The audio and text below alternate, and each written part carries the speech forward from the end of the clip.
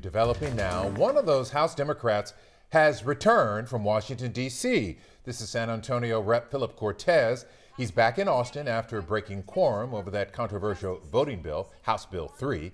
He says a small group of his fellow Democrats asked him to return and work in Austin while other lawmakers continue in Washington.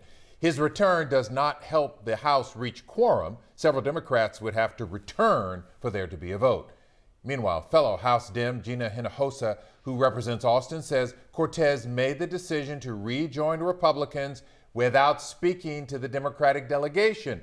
We have a crew heading to Austin right now. We'll have the latest tonight on KHOU 11 News at 10.